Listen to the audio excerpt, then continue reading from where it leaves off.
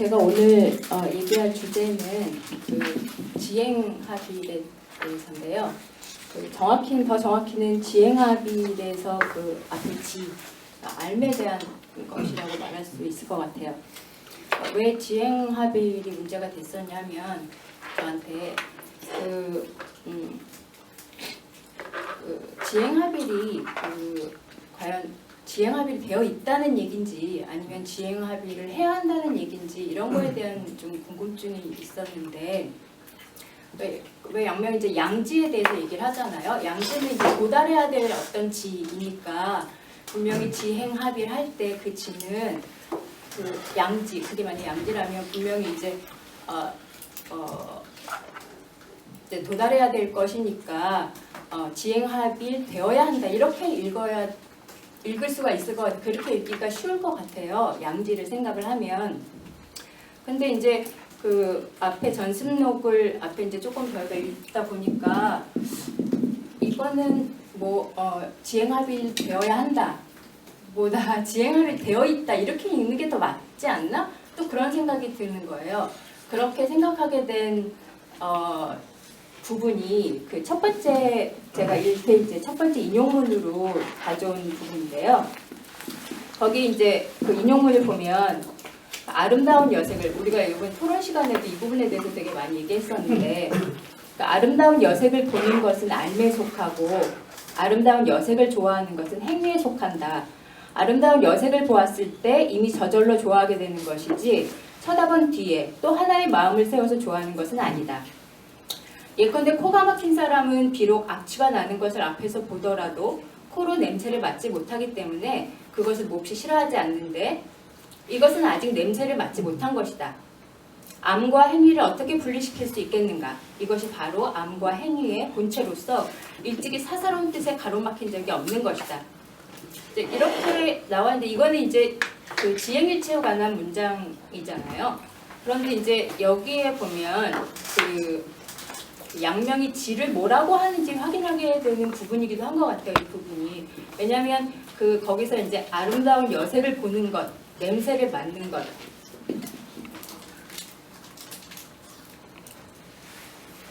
그거를 이제 양명이 지금 지라고 얘기하고 있거든요. 근데 너무 좀 약간 그 좀 생소한 지인데 우리가 생각하는 지식이나 이론 이런 거랑은 다른 지니까 이런 감각하는 것 자체가 도대체 알미라고 얘기를 하고 있는데 도대체 그게 무슨 의미일까 그런 생각이 들면서 그 해설 부분을 보니까 그 역자 중에 한 사람 정인재라는 사람이 그 지를 그 양명의 암을 지각 형식 이렇게 얘기를 하고 있어요. 그 밑에 이제 그 해설을 보면 일반적으로 알미란 지식, 이론 등을 나타낸다. 그러나 양명 철학에서 알미란 의식, 의념, 의욕 등의 지각 형식을 가리킨다. 양명은 대체로 사람은 반드시 먹으려는 마음이 있다. 그런 뒤에 먹을 줄 안다. 먹으려고 하는 마음이 의이고 이것이 바로 행위의 시작이다. 양명이 말하는 알은 인식론적인 지식이 아니라 동기와 욕망이 포함된 의지의 범주에 속한다. 따라서 알은 무엇을 대신하여 대상화해야 하는 지식이 아니라 그 안에 행위까지 포함된 무엇을 행할 줄 아는 알이며 이것이 바로 양지라는 것이다. 이제 이렇게 이제 해설을 하고 있잖아요. 근데 이제 그 좀 감이 안 오는 것 같아요. 이 양명의 암을 지각 형식이라고 얘기하는 것. 근데 이제 좀 살펴보면 어쨌든 그 감각하는 것 자체를 지금 이제 알미라고 얘기를 하는데 우리가 이제 뭔가를 감각한다고 할 때 그 여기서 지금 보면 뭐 의식, 의념, 의욕 이런 것이 지각 형식이다 이렇게 이제 해설자는 얘기를 하고 있잖아요. 그러니까 뭔가를 의식하는 것, 그리고 생각하는 것, 뭔가를 욕망하는 것 이런 것들이 다 지각 형식이고 곧 그게 알미다 이제 이렇게 얘기를 하고 있는 부분인 것 같거든요. 근데 이제 좀 잘 생각해 보면 어떤 그 우리가 뭔가를 지각한다는 것 자체는 사람마다 다 다른 것 같아요. 그러니까 예를 들어서, 그러니까 내가 이제 성 선생님을 딱 봐요. 그러면 나는 이 사람을 보면 기분이 좋고, 뭐 예를 들어서 기분이 좋고, 만나서 이제 커피를 마시고 얘기를 하고 싶은 이런 느낌이 확 드는 거죠. 근데 또 어떤 사람은 이 사람을 너무 시끄러워, 말이 많아. 뭐 이렇게 생각할 수 있잖아요. 근데 이렇게 이제 각각 그 어떤 그 사건이나 사물이나를 지각하는 형식들이 다 다른데 그거 자체가 알미라는 거예요. 뭐를 지각하는 그 형식 자체가 사람마다 다 다르다는 거예요. 제가 이해한 거예요. 그냥 진짜인지 잘 모르겠어요. 이제 그런 그 각각의 지각 형식이 다 다를 것이고 그것 자체를 알미라고 얘기를 하는 거예요. 그런데 이게 보면 그 사람이 뭔가를 지각하는 거 이거는 그 사람의 삶과는 따로 떼어서 생각할 수가 없는 거예요. 뭐 배운 것도 있을 거고 나면서부터 이렇게 쭉 자라온 습관도 있을 거고 사실 그 사람이 어떤 자연환경 속에서 자랐는가 뭐 어떤 사회적 환경에서 자랐는가 아니면 또 뭐 어떤 사람들과 관계를 맺으며 살았는가 이런 거에 따라서 뭔가 사물을 지각하는 어떤 방식이 다른 거지요. 그러니까 그 방식들은 사람마다 다를 수 있고 그 방식들이 각자의 알인 거예요. 그래서 그렇게 보면 이 알미 행위다라고 얘기했을 때 알과 행위 일치하는 게 일치되어 있다라고 읽는 게 맞다는 생각이 들어요. 그래서 그래서 알물, 양명의 알미 이렇게 해석이 되면 알과 그 행이 그 일치가 되겠구나. 그리고 그건 더 나아가서 알미라는 거는 삶과도 똑같고 또 알미라는 것은 그 사람과도 똑같다. 이렇게 이제 얘기가 될 수 있을 것 같아요. 그래서 이제 그렇게 이제 삶과 삶과 행위와 그 자신과 모두 일치가 되는 것인데 사실은 그 당시에 이제 그 주자학이 이렇게 유행하던 때였고, 근데 그 사람들은 그 양명처럼 알을 생각하지 않았죠. 그래서 알이 내 자신에게 있는 것이 아니라 저 바깥에 외부에 있는 것이라고 생각하고 그것에 몰두하는 공부 이런 공부들이 지금 이제 어떻게 보면 뭐 쓸모없다기보다는 어떻게 보면 좀 돌아가는 길이 아닐까 이렇게 얘기를 한다는 생각이 좀 들고요.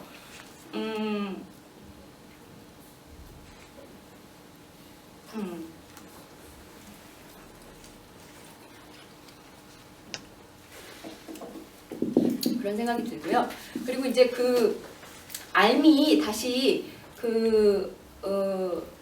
그렇게도 해석될 수 있잖아요. 지금 알미 어떤 자기 그러니까 지행 일치, 지행 합일, 암과 행이 일치되어 있다라고 얘기할 때 그때의 암은 사실은 굉장히 현재적인 암이고 자기 자신이고 자기의 과거와 현재를 다 아우르는 그런 삶이 녹아있는 그런 암 이렇게 이제 얘기를 할 수가 있을 것 같은데 그런데 이제 또 이상한 거는 양명이 양지를 얘기한다는 거죠. 양지는 아직 우리가 도달하지 못한 어떤 알미인 것 같고 그것이 만약에 지행일치에서 지라면 그러면은 이 알은 또 어떤 알미인가 이런 이제 의문이 좀 들어서 그 부분을 또 좀 생각해봤어요.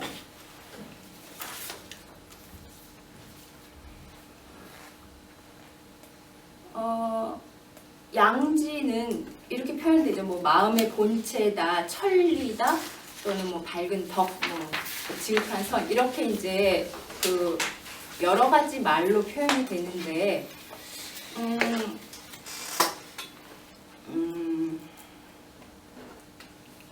과연 이 알은 앞에서 말한 어떤 현재적인 나 자신인 거, 나의 행위 자체인 거 이것과 어떻게 동떨어졌을까? 그러면은 이게 동떨어져 있는 거라면 과연 그 알에 도달할 방법은 있을까? 근데 앞에서 말한 그 암 자체를 생각을 하면 그게 삶이고 자기 자신이라고 생각하면 만약에 이 양지라는 알이 나와는 동떨어져 있는 것이라면 죽어서 다시 태어나도 그거를 못 도달할 거예요 아마. 왜냐면 그 이전에 그 현재적 알미라는 게 나의 삶과 연결되어 있는 것이고 나를 떠나서는 있을 수 없는 것이기 때문에 이 양지라는 것이 나와 분리되어 있는 어떤 다른 곳에 있는 것이라면 내가 죽었다가 그 양지를 가진 어떤 인간으로 만약에 태어날 수 있다면 그때서나 도달할 수 있을까? 그렇지 않으면 지금 이 물리적인 이 신체를 가지고는 절대로 도달할 수 없는 게 아마 양지일 거란 생각이 들거든요. 그러니까 그렇다면 그런 방식이나 사실 양지는 우리와 사실 분리되어 있어서는 안 되는 것 같아요. 양명의 이제 그 논리를 보면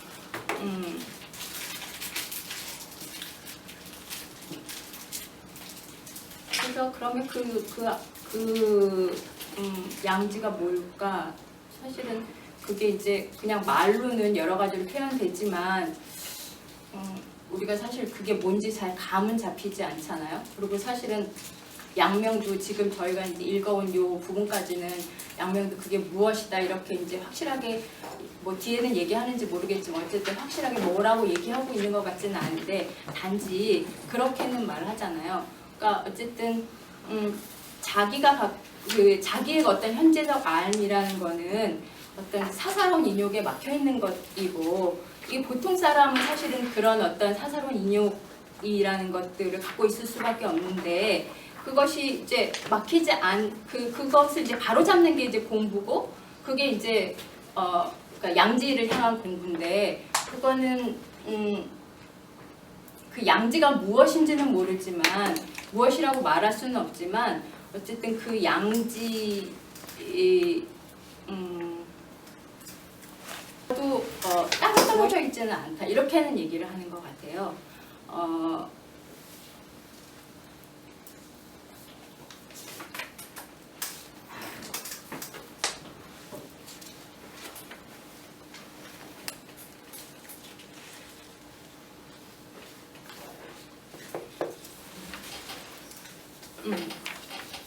그래서 그 양지에 도달하는 공부가 이제 따로 있는 것은 아니다. 이제 그렇게 이제 얘기를 하고 있는 것 같고 그러면 도대체 양명에게는 그 공부를 어떻게 해야 된다는 얘기일까? 도대체 깨달음을 어떻게 얻어야 된다는 걸까? 이제 그거를 이제 육징이 이제 양명에게 이제 물어보잖아요.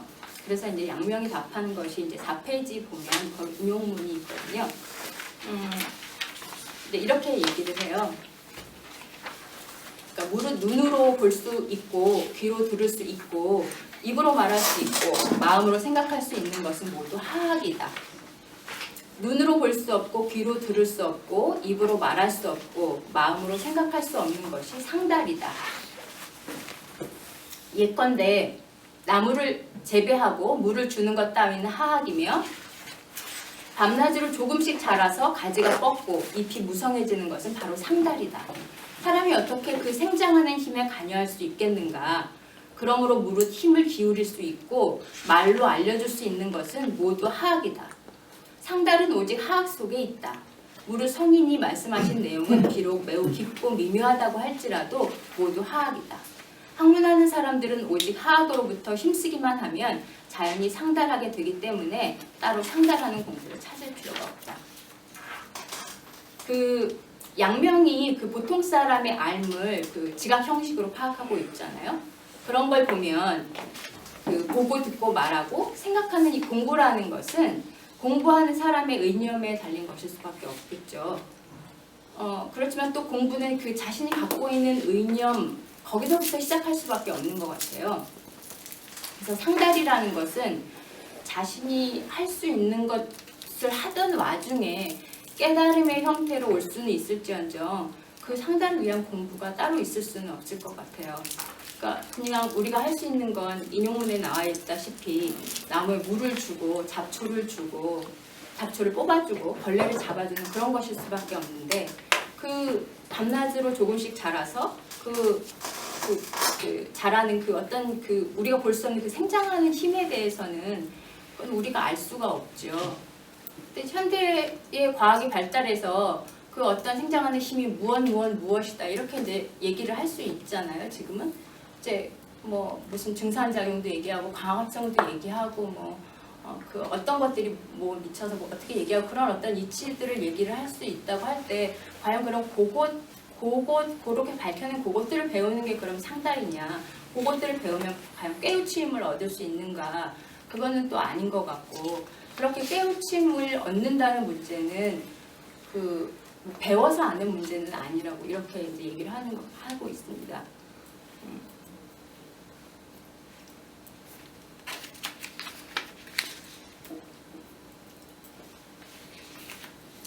우리가 이거는 우리한테도 되게 좀 적실한 것 같은데 사실 우리가 이제 계속 공부를 하는데 왜 달라지는 게 없을까 이런 고민들을 이제 어떤 시기마다 하잖아요.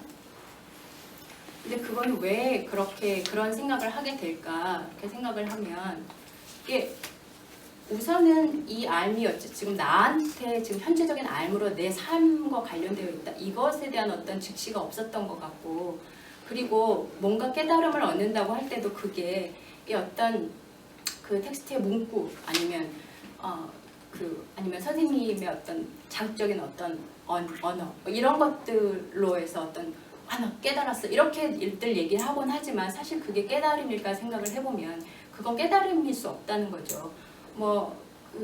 어떤 이치를 써놓은 무슨 우리가 몰랐던 어떤 이치를 밝혀내서 써놓은 어떤 것들 놀라고 와 이게 이런 거보다 하고 이해는 할 수 있지만 그거를 공부한다고 그게 내가 내가 뭔가 깨달은 거 이런 거는 아니죠.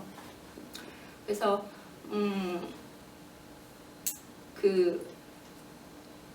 그래서 이제 항상 이제 어떤 그런 것들을 모르고 있었을 때 그 알미라는 게 자꾸 나와 떨어진 어떤 것 속에서 있고 또 어떤 더 위에 상위 어떤 것들은 나와 떨어진 곳에 있는 어떤 것들을 찾을 수 있다고 생각할 때 계속 이제 허탈함이 오고 이제 이런 것들을 반복을 하는 것 같아요.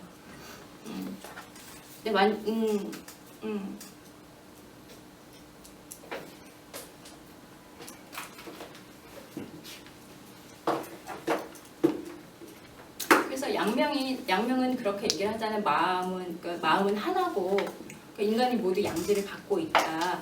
단지 인욕에 의해서 흐려진 양지가 지금 내 마음이고 양지든 아니면 지금 그 인욕에 관련된 어떤 현재적인 어떤 마음이든 사실 그거는 그 두 개의 뿌리는 사실 같은 것이 있잖아요. 그렇기 때문에 우리가 해야 될 공부는 바깥에서 찾으면 안 된다는 거죠. 그래서 우리가 그럼 뭘 어떻게 할 수 있는가 생각을 하면 지금 위에서 나무에 물 주고 잡초 뽑고 하는 것처럼 우리가 할 수 있는 이 일에 지금 하고 있는 일 어떤 힘쓰기만 하면 뭔가 뭐 깨달을 수 있을지 없을지 모르지만 우리가 할 수 있는 거는 어떤 힘쓰기만 할 수 있을 뿐이라고 그렇게 얘기를 하는 그것이 유일한 공부법이라고 그렇게 얘기를 하고 있습니다. 결론 마지막으로 그 양지에 도달하면은 어떤 모습일까 이런 생각을 좀 해보는데 양지가 사실은 뭔지도 명확히 규정하지 못했지만 양지에 도달한 사람은 어떤 모습일까 잘 모르겠죠. 근데 어떤 느낌은 사실 우리는 좀 다 알고 있는 것 같아요. 그게 양지인지 뭔지는 모르지만 뭔가 우리랑 다른 어떤 사람들 있잖아요. 분명히 그 사람들은 같은 얼굴을 갖고 있지도 않고 그리고 각자 다른 일들을 하지만 뭔가 묘하게 어떤 동일한 어떤 아우라 숨기는 뭔가 있는 부분 그런 사람들이 있잖아요. 근데 그런 사람들이 뭐 양지에 도달한지 어쩐지는 잘 모르겠지만 어쨌든 그 어떤 그 풍기는 어떤 것들 우리가 알고 있는 어떤 뭐 성스러움이라고 해도 좋고 뭔가 막 좀 어떤 경지 뭐 이런 것 같은 느낌도 들고 이제 이렇게만 우리가 느낄 수 있는 것 같아요. 그래서 제가 이제 사실은 이제 지행합일의 알매 좀 이렇게 들어가서 좀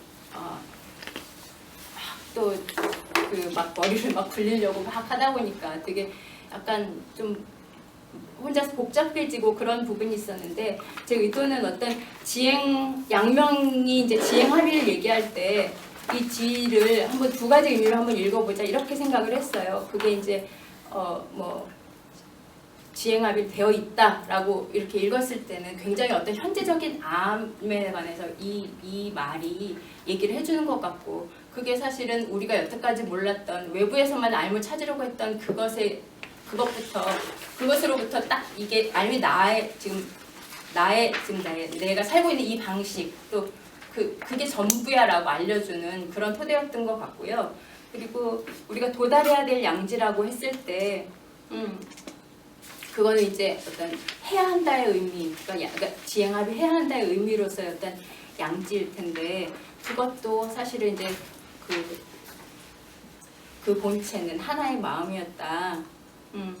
본래 마음의 본체인 양지가 인욕에 가려져서 현재 지로 살고 있는 우리가 그 삶의 수많은 질곡들이 우리 자신으로부터 나온 것임을 우리는 사실 인정하지 않았는데, 그래서 이제 일이 생길 때마다 다른 해결책을 찾지만 결국 아무 데서도 찾지 못하고 다시 돌아오면서 세상에 아무것도 쓸모가 없어. 해결책이라는 건 아무것도 쓸모가 없어. 결국 뭐 극단적으로 공부도 이거는 필요 없으면 책도 필요 없으면 이렇게 극단적이 되기도 하죠. 근데 그 이 지행 합의를 좀 깊이 의미하는 가운데 저는 이제 이렇게 한 가지 그 결심한 바가 있습니다. 그러니까 뭐 다른 건 없고 그냥 하는 걸 해야지. 근데 굉장히 정성 들여서 해야지 하는 그런 마음이 들었습니다.